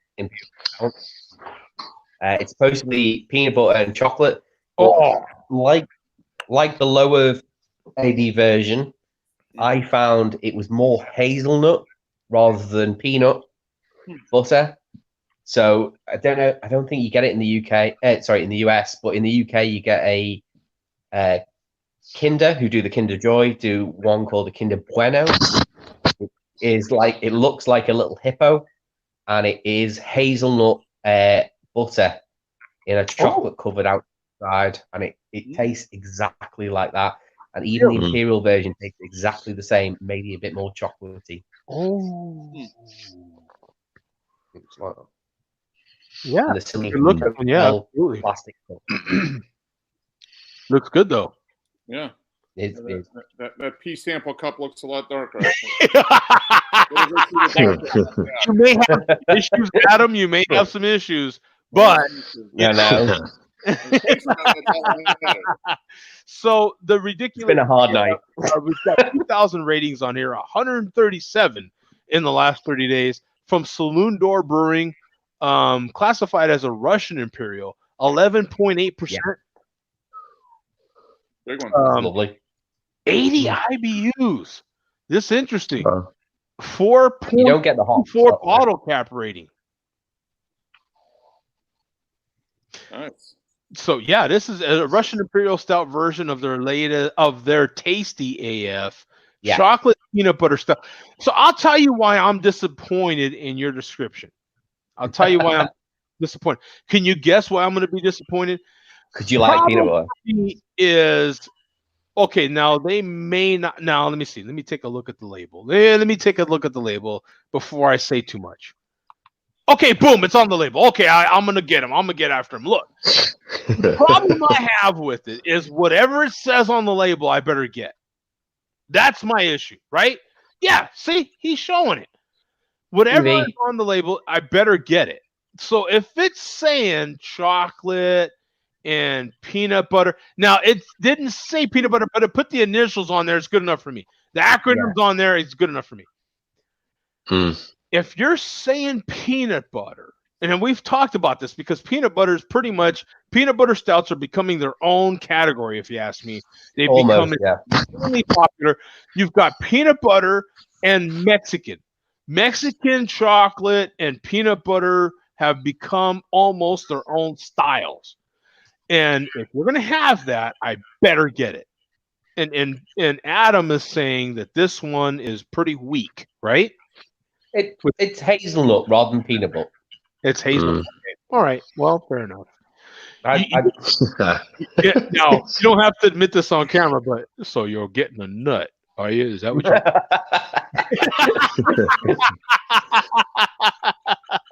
And you don't have to say if it tell us wasn't why true. you know that. Hey, not that there's anything wrong with that. Every squirrel gets their nut.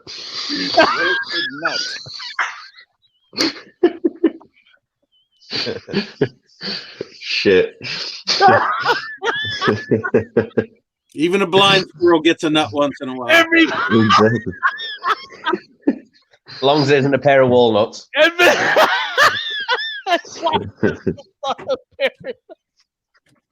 Jeez.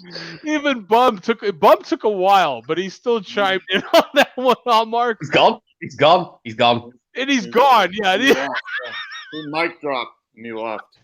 Yeah, that's the key. Knowing when to walk off. If you've got a great line, walk off. Man. That's it.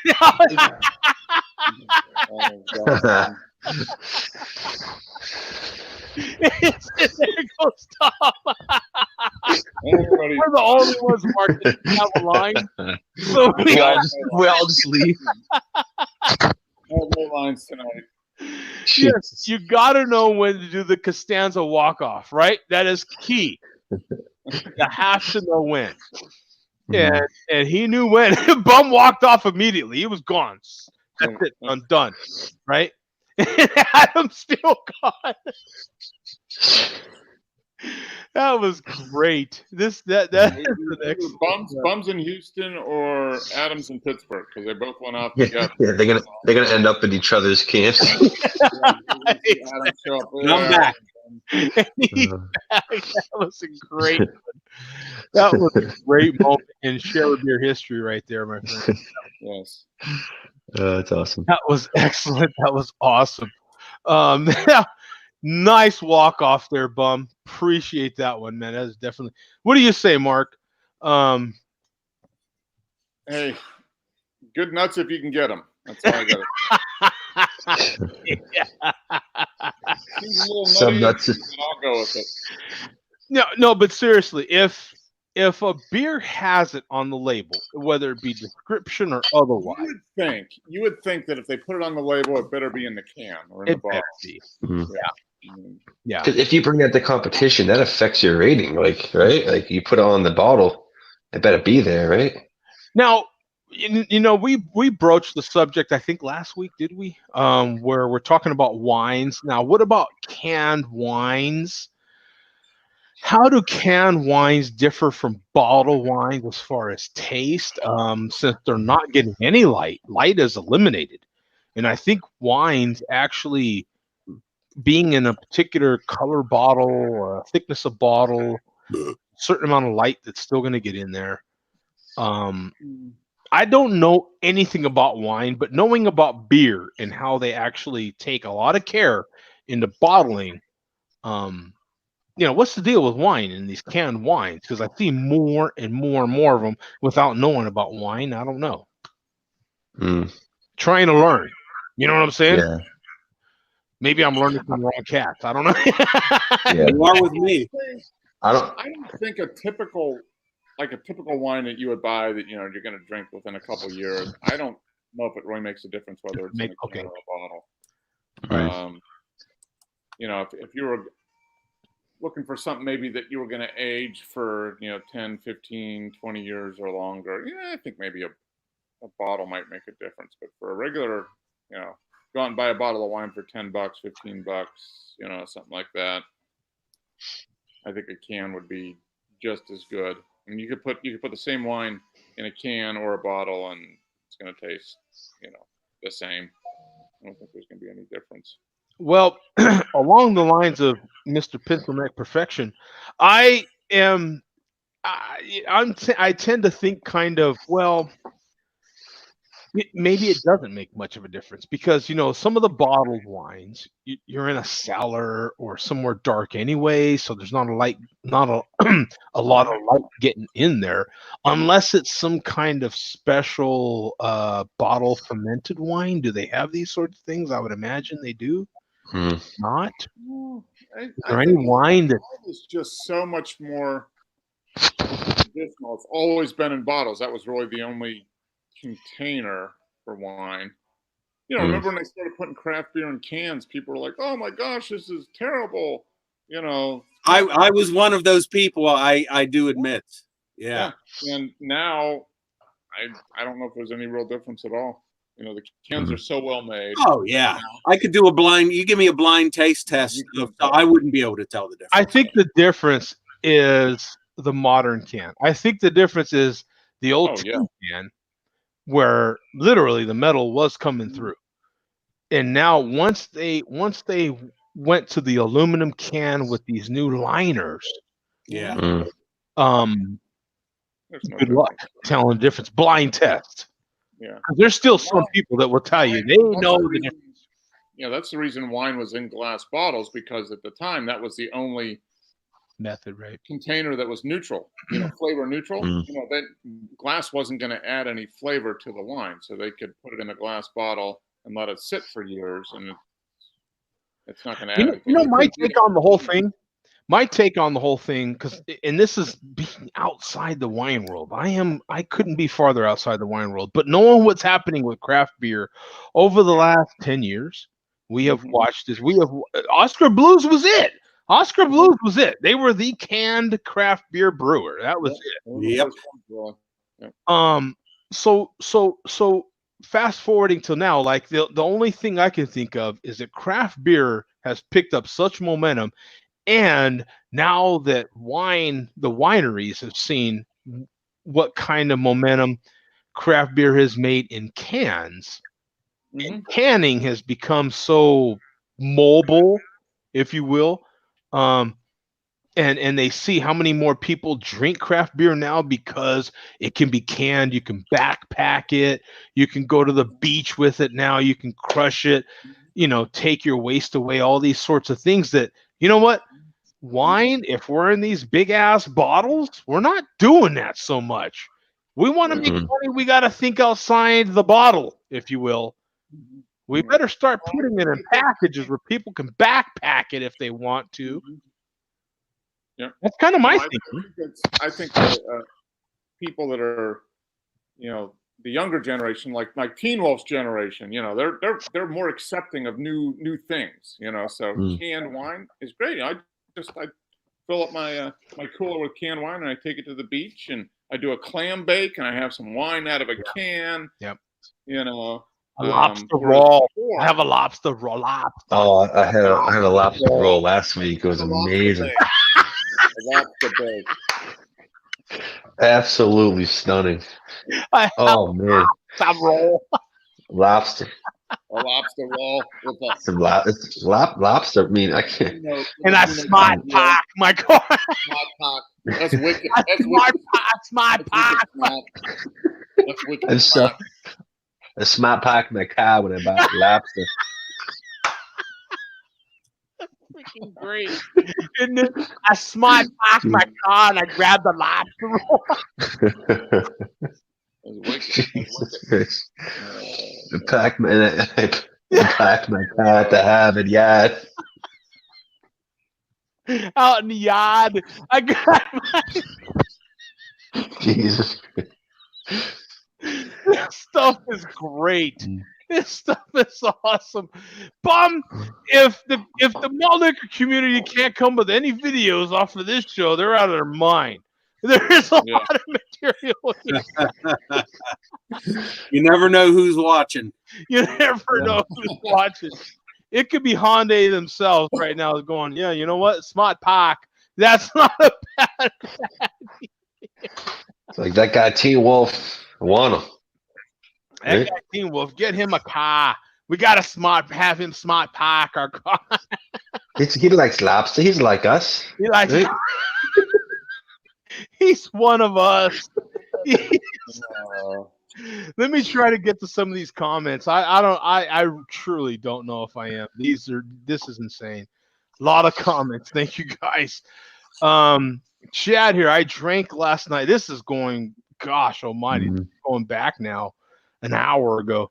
I drank last night Exhibit A, Brewing Company, Sunday Paper Imperial Stout with coffee is an American Imperial Stout style beer brewed by Exhibit A Brewing Company in Framingham, Massachusetts. Are you familiar with this? Yeah, remember the coconut I sent you, the Imperial Stout, whatever it is. Jack Abbey owns it. It's like their second brewery. It's Exhibit A brewery. It's like their little brewery on the side. okay, the side It's pretty project. cool. Yeah. Yeah, exactly. Bobo, what do girls and beer have in common? If you're lucky, they Oh my gosh. This guy. He's a that big guy, snake. huh? That guy. Luke Bay Jerry, yuck. Teen Wolf, I hope that haircut was free. Little bag. Bobo, what's wrong with my hair? I don't even know what that is from Chad. Let's see. Cheers, Joe. Yeah, not at all. Oh wait, Joe just got kicked out? Joe dropped off. Yeah, he got.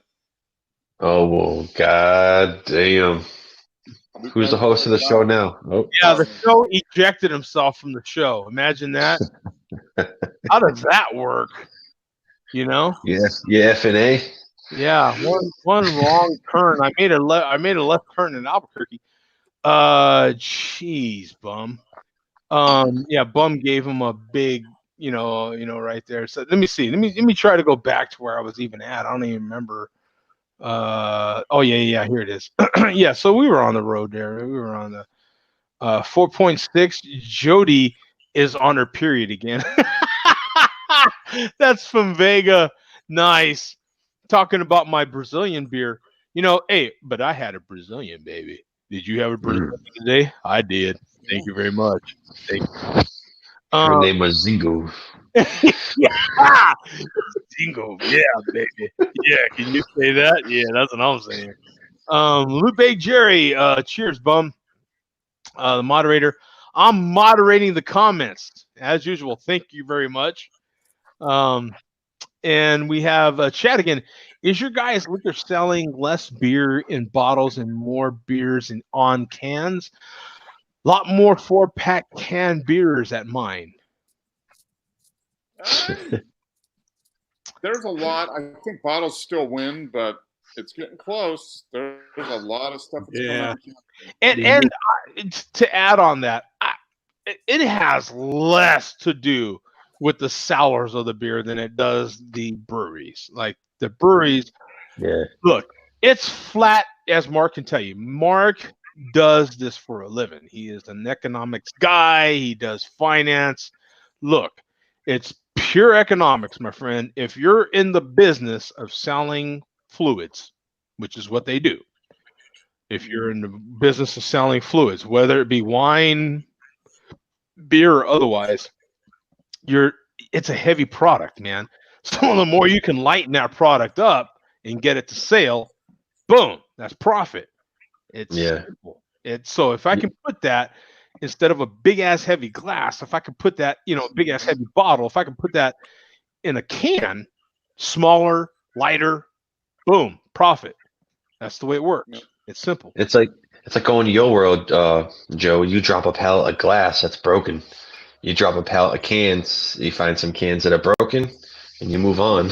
Yeah, well, right? It's like, yeah, sure. It's but to take that even a step farther, I'm in the shipping business, and you can put more cans of something than you can bottles of something. That's sheer economics. You're going to get a charge because it's heavy anyway. Heavier stuff gets a higher charge. That's the way it works. And so if you can lighten that load, or at least maximize what you're going to get for that money, boom. Yeah. Well, I would think you could probably get 2 to 3 cans for the price of, for the weight of one bottle. For the weight, yeah. Yeah. oh yeah, Yeah. Probably do 3 times as much. Yeah. Yeah, even if you're doing 2 to 1, boom, figure that out, man.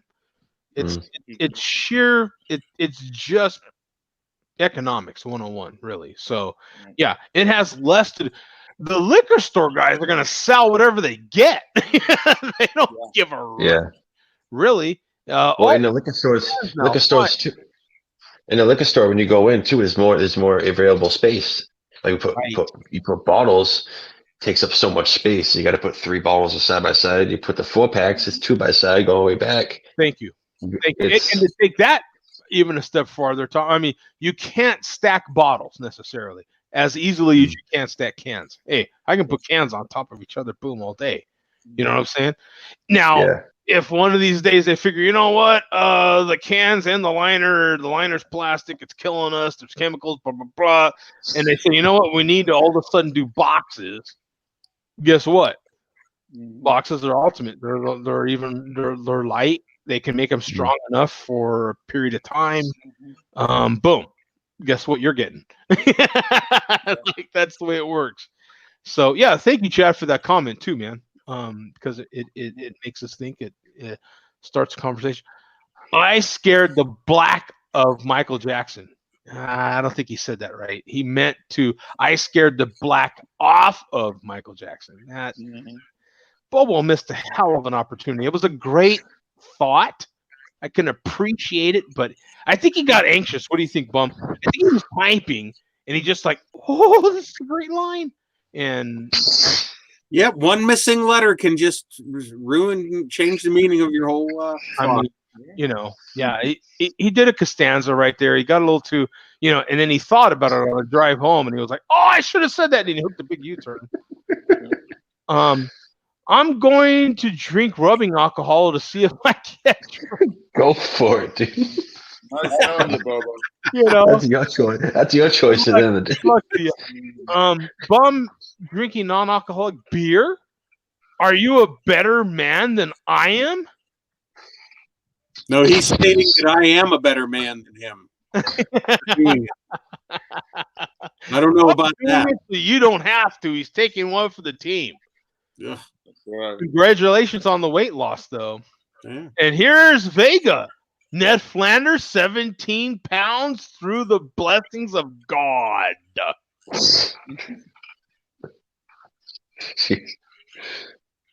And he's still chugging a Guinness. By the way, he's drinking Guinness. Yeah, this is Guinness. It's Guinness. And I'm wearing the shirt. He's drinking it. So there you go. Yeah. Boom. Bum has been doing well on his no pizza, no beer diet. However, he has murdered 6 people this month. Pretty good trade-off.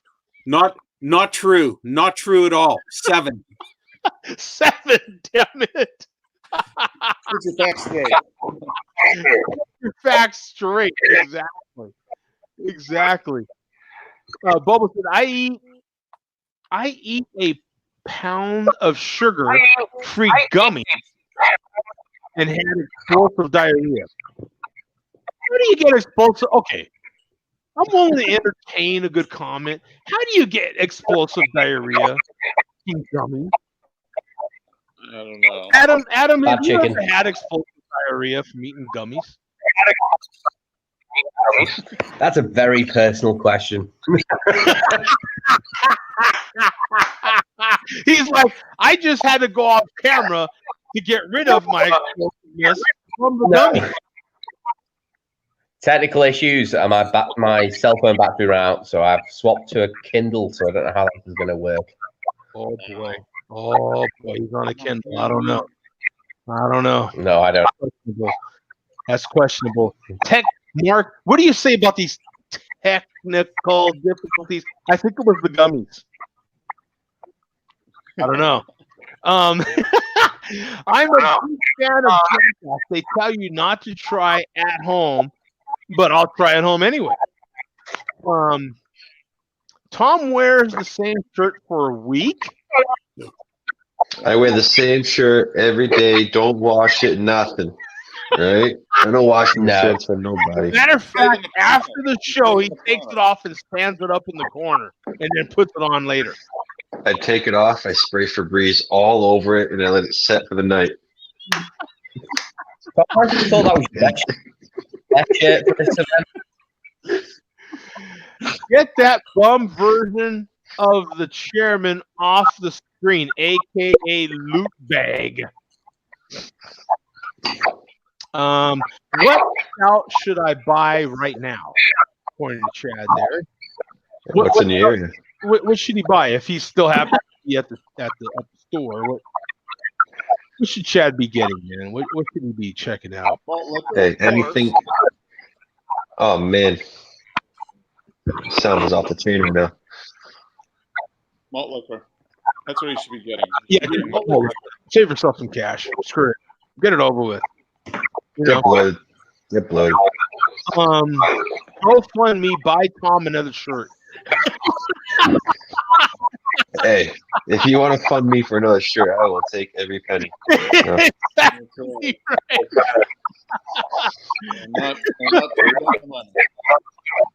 Hey, Oh, I propose starting a GoFundMe to buy more beer for the show. Hello. Yeah. hey, hey, for research. Andrew saying evening all. Well, I got to take a break. Hold on, I'll be back. Hey, yo, Adam, your sound's absolutely insane right now. Yeah. You can hear it. It's like going back and forth. Well, one sec. I'll try and let me just try and see what I can do. All right. Just trying to be nice. You know what I mean? It's trying to, you know what I mean? Just communicate. Communication is the first step of success, right? He talks. Yeah, he's Yes, just that's correct. Yeah. Well, it starts with his phone and then he Kindle. I mean, he's plan B. Hey, Mark, I got a question for you. When you go buy a record, how do you know how heavy it is? Like, because like you go into a record store and you look at the record, how do you know how heavy it is? Is it by feel or do they actually post Most of the time, if it's a heavier weight vinyl, like a 180 gram, it'll say on the sleeve. So if it doesn't say it, doesn't say 180, it's usually like 140 or something. all right, because I was just curious because I went to go. I don't buy records, so I was like, oh, let me just see, and none of them said anything. Yeah, some of the heavyweight ones, they will usually say it on the sleeve. It's like 180 gram. But if it doesn't say anything, it's kind of standard weight. What's interesting, if you look at albums that were done in the mid 70s, like during the oil crisis, you probably have some of these bum. They were like paper thin. Oh yeah, yeah. Or like you could bend them and fall. Yeah. But I've got a couple. Yeah, I have some of them like that. And they sound really good though. You know, yeah. It's not Vinyl. Really the vinyl. Vinyl is interesting. Because you can get some Is that any pretty thin better? vinyl. Yeah, that's what I was saying. Yeah, it's much better. Yeah, sounds good, Adam. Yes. Yeah, that sounds a lot better. Swap to me earphone. Records came out in the mid 70s. So I've got, stuff that kind of came out like 75, 76, 77. Most of those are super, super lightweight.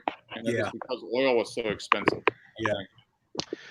Even now though, I can get modern artists that are on vinyl super thin, and it's mastered right, and it's pressed right, but it's thin vinyl. I mean, it's vinyl that Mark said, you could literally like this, and sounds good though. It's very interesting because I can get vinyl that's 180 gram.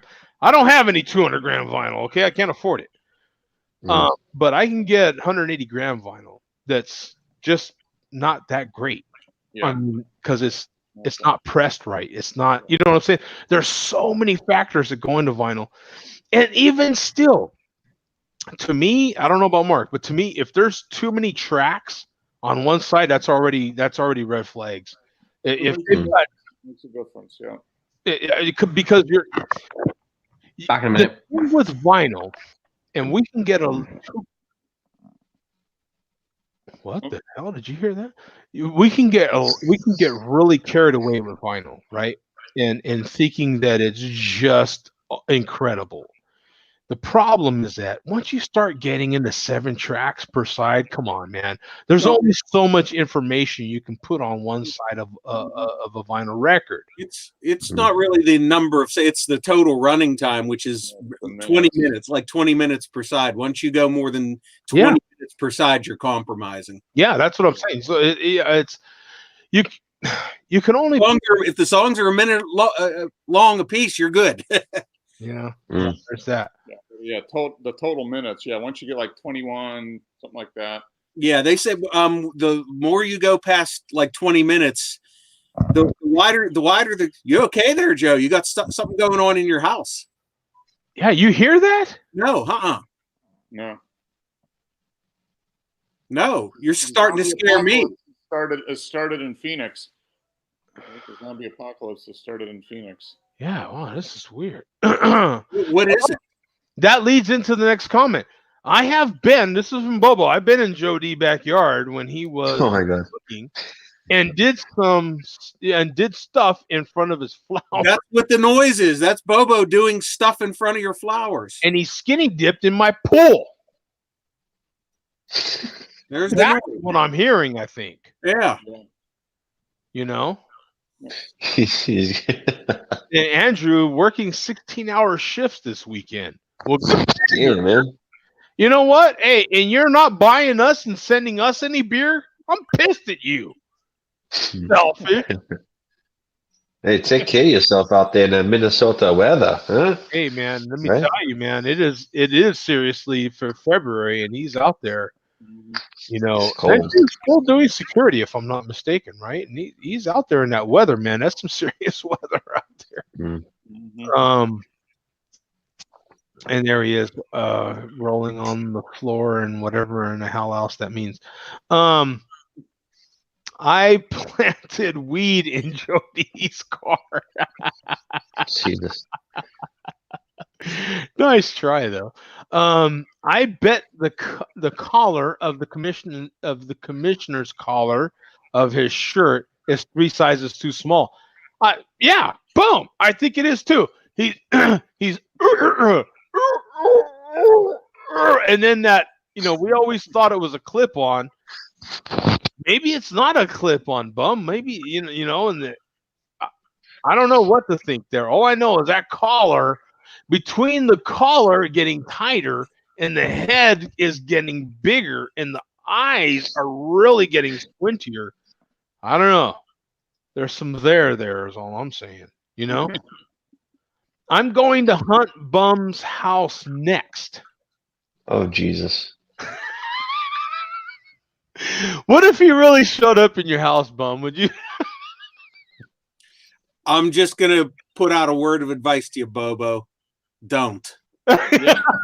Yeah. You might not look the same. Yeah. In case he's not familiar with Arizona, have at it, my friend. Yeah. Have at it. Yeah. Say hello to Mr. 9mm. That's all I got to say. Say hello to Mr. 9mm. Exactly. Yeah. It is Arizona. Hello. Bang, bang. Malt doesn't swell the head. Malt liquor makes your Jimmy thicker. So, I just tuned in on that bit. Sorry, that was. What a point to join back in. That was great.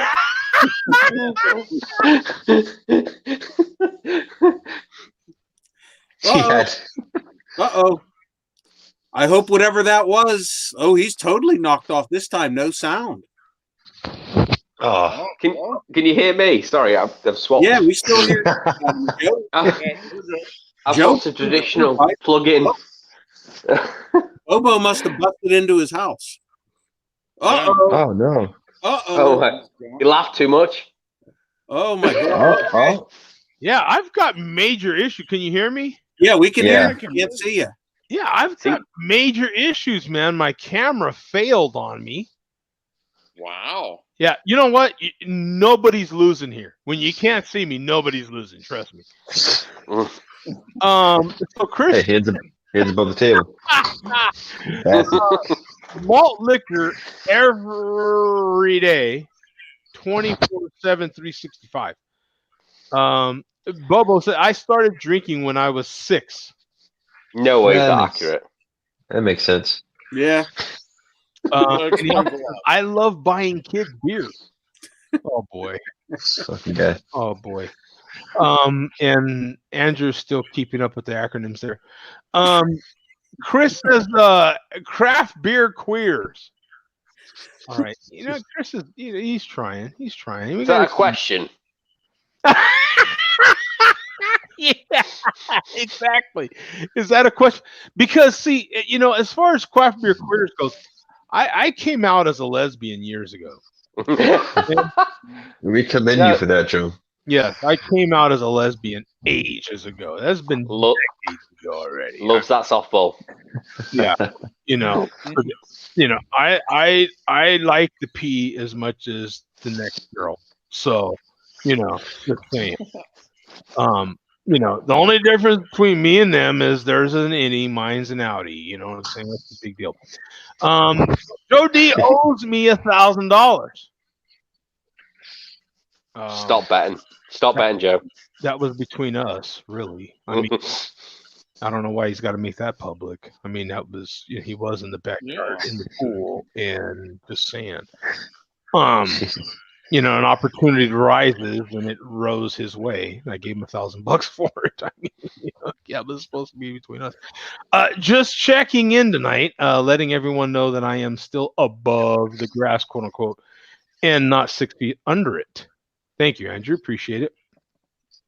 There's Bum thanking him for that as well. I have a hangover. I just drank some more. Well, we wouldn't. What do they call that? We wouldn't expect anything less. And I think pretty much after that, we've just got a series of comments here. He spelled Corona wrong. Yeah. Yeah. It's Corona like the beer. All right. Coronavirus. Yeah. The answer's in the next comment. Yeah. There was a ton of comments, wasn't there? So, yeah, I'm not going to be able to get to all these comments. There's just a lot of them. Ron's beer reviews here in Tools. We've got, wait a minute. Ron's beer reviews in Tools? Yeah, I mean, that's a good combination. That's beer reviews. That could be good, interesting. Talk about matching your beers. Yeah, that's hello guys, beer and baseball, nice. Or in his next comment goes in well too. Or brought breaks and it's full of corks. Haha. Oh, bat breaks. I'm sorry. Bat breaks and it's full of corks. Yeah. Cheers, Ron. Yeah. Oh, wait a minute. Is that Ron? Oh, not Rod. I'm thinking Rod. No, that's Ron's beer. Yeah. All right. Never mind.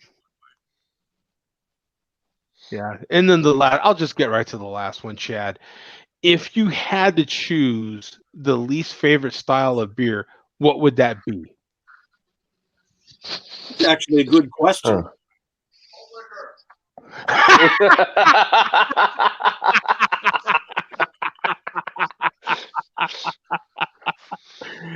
About that one, right? As far as craft beer goes, good beer. That's a tough question to answer for me. Least favorite style. I'm sorry, I'd have to say sours. Really? I'm not a sour fan. My least favorite style is lager. I got turned off by macro lager a long time ago. Macro lager, sure, but a good lager, I'll take a good lager over a sour any day. A good Super sour. smoky Roush beers. Super smoky Roush beers. I like those. Yeah. I'm gonna have Yeah. to switch. Love Roush beers. I don't even I know, love to be honest. That's a hard question. Yeah. I'm not too into the Kolsch. Take or leave them.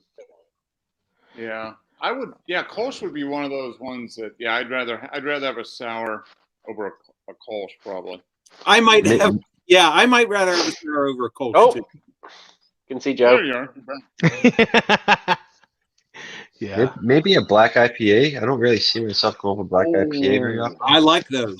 I love Do a you? black IPA if it's done right. If it's a porter in disguise, no. Yeah, most of them don't do it right. That's a problem. Correct. Like Stone did one a while back, which was pretty good. I liked, but I mean, most of the people I've tried them from weren't that great. I've not been a big fan of white stouts, but since I've been here in the US, white stouts, if I can close my eyes and that's a stout, but when I open them, it's golden. That for me, that's a perfect white stout. Mm.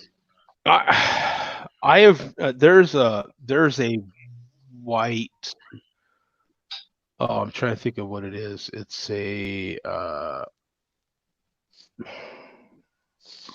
yeah. There's one style like that along those lines, and I'm not a huge fan of at all. White ales or something like no white. Yeah, like the Belgian wits. I'm style wits. I'm not. A huge, like the blue. Samuel Moon. Adams makes one. Samuel Adams keeps making that white style, an imperial version of it, and I am not a fan. Yeah. Imperial wit. You like Whipires? No, I don't. I'm not a fan. Like a cold IPA. snap, like cold snap from Sam Adams. Yeah, It's a wit. yeah, A blue moon's another wit. yeah. Actually, I think it's like the perfect Blue beer. my macro go, Kazu. I think it's like a perfect beer for like if you're eating seafood, like a fish and chip, or like something nice and easy. Maybe that's what it is because I don't eat sea bugs. Yeah. Bugs, I don't care where they come from. If they're above ground, under the water, I don't give a rip. I ain't eating them. You know what I'm saying? If it crawls, I'm not eating it. You know what I'm saying? Or maybe a nice fried Swim? chicken sandwich. I'll eat it. Jesus. Up there swimming. Like, I'll eat it.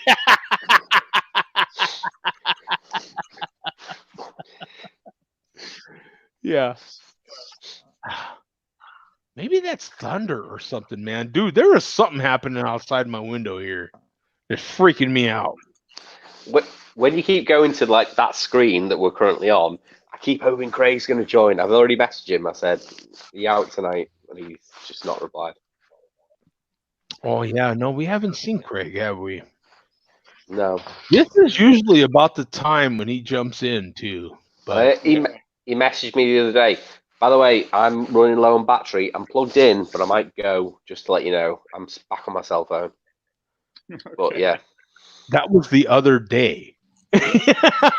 Like he couldn't find a charge by now. Like no, I'm plugged in, but it's still going down. I'm on a backup cell phone. oh, yeah. So in any case, thank you guys. It was a great show. We're gonna have to get out of here. We're running on 2 hours now, so appreciate it, man. Thank you to everyone in the chat that chimed in.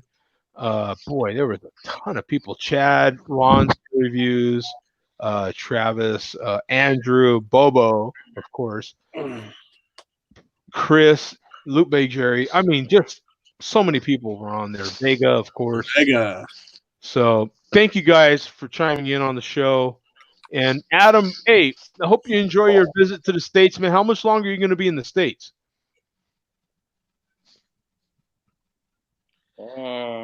So tomorrow I drive to Lafayette in Louisiana. Oh. And then eventually we end up in New Orleans on Monday, ready for Mardi Gras. Oh, good shit, man. So no, are you coming to Arizona on your tour? If you are, man, I will. Sorry. Oh, okay. We're not coming that far north. North. So it's New Orleans. Yeah. I have never been accused of that. I'll have to admit. Okay. He's going to be in New No, Orleans well, for Mardi Gras, so if you got your beads, Yeah. you're good. I haven't, but my shirt lifts really easily. That it's funny, right? Yeah. Literally, my sister just left there, like day before yesterday. So yeah, you missed an opportunity to party with at least one of the Joe D family. Oh. And they went all out. I got to admit, I wouldn't have done it, but they, my sister and her husband were all dressed up and everything, literally wigs, the whole nine. They did. Awesome. I'll give it to them. Because I wouldn't have done it. I'd have been like, yeah, no, deuces. Because I hate doing it. But yeah, cool on them. Man. They did the whole experience. So yeah, hope you have fun over there, man. Watch Thank you. your pocket. There are a lot Yeah. of fun down there. Yeah. Put your wallet in your front pocket, not your back pocket. It is not a non-crime area. I'll just put it. No. Okay, it's a high crime area. So yeah, watch yourself. Other than that, have a good time, man, and you will. I hear a lot of people come back. I've been to New Orleans 200 million times, and I've heard a lot of people come back with many different experiences than I have. They just go down there, have fun, and come back, and that's the memories they come back with. So yeah, just watch your pocketbook, and you're good to go, man. Yeah. My jeans are very tight, so if anyone gets to roll it, I'll know about it. Don't tell that to Bill, please. Yeah. If anyone sees me, I'm in a very bright orange Jeep Wrangler. You'll see me a mile off. What do you Watch out for Bobo. Wrangler? Anyway, man, that's a newer Wrangler? What do you think of that? The Wrangler? Yeah. It's a nice drive. It took me a while because obviously most of the cars in the UK are stick shift, so it took me a while to get used to an automatic. But it's not even. I was expecting the automatic gear stick to be on the steering wheel, but it's not. It's right where the stick shift usually is. So it took me a while to get used to that. But other than that, it's fine. Yeah, getting used to the American roads. I've been, driving since Dallas. So at Dallas, Austin, San Antonio. We're in Houston now. I'll do Galveston for half a day tomorrow, and then Lafayette, Louisiana, before we go through to New Orleans, Louisiana. So I'm over halfway there. Watch out on your speed limit, because I know the speed limit's a little higher in Texas, right? Oh yeah, it is. 75. Yeah, it's nice. I think there's one spot where it's 85 or 80, if I'm not mistaken. Yeah, I got told that in the bar today, but I haven't yet to see that. 75 is the highest I've been. I believe it's between Austin and Dallas. If I'm not mistaken. I must have missed that then. It must be the toll road. I didn't take any toll roads. I think it is. It is, yeah. There is a toll road there, and it is 80. I think it is. I want to say it is. Real quick, we got Foamy Head in here. Says I don't like Belgian style wit beers because of the coriander. And we got the chairman in here. Bum is wearing 2 T-shirts, and Mark has a sweater on indoors. One shirt. See, one shirt. I'm frail again. I can never wear good enough clothes for the chairman, I guess. Exactly. Frail. You should have a tight tie on. Exactly, yeah. So, hey, thank you guys. Appreciate it. Another fantastic show, man. Thank you, Adam. Have fun in America, by the way. Yeah, thank you. Mardi Gras. Teen Wolf, Pencil Neck Perfection. Bum, we'll see you, man. Peace out, brothers. Till next week, man. Okay. Later, y'all. See you guys next week. All right. Laters.